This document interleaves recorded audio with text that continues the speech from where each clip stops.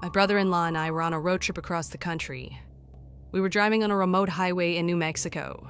I'm talking one rest stop or gas station about every 100 miles, every one of them being solitary with no other buildings in sight. By this point, it was already dark. We would take turns driving 4-hour shifts until about 1 or 2 a.m. Then we would stop at a rest stop to sleep. It was a bit past midnight, and with rest stops being as rare as they were, we both agreed to stop for the night at the next one we saw. Another hour passed when we finally saw one. We took the exit, and sure enough, there was your typical middle-of-nowhere rest stop. There was one other car parked in front of the doors off to the side. We got out to go to the bathroom and walked up to the double doors, each of us grabbing a door handle. The doors were locked. I turned and looked around to see if there was a sign explaining why. I mean, the lights were on inside. It didn't look closed. I cupped my hands to the door and further surveyed the inside.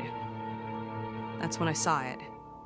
There was a splash of bright red on what I assume was a closet door near the back. I suddenly realized that I was looking at a huge streak of blood. From the color alone, I could tell it wasn't dry. I froze up. My brother-in-law began banging on the door trying to get someone's attention. I stopped him and pointed out the blood on the wall.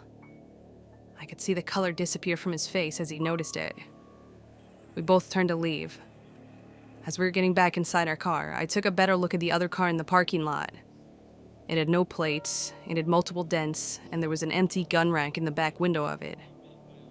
We pulled out, and as we were driving off, I saw the door to the rest stop start opening. I didn't really see anyone, though. We pulled away before anyone actually came out. We weren't able to call the police for at least a couple hours. We had no service. When we finally did, they assured us they'd inspect the place. Days later, I called the sheriff's department in the county where we stopped that night, asking about what happened or what they found.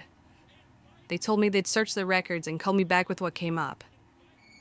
As far as I know, I never received a call back.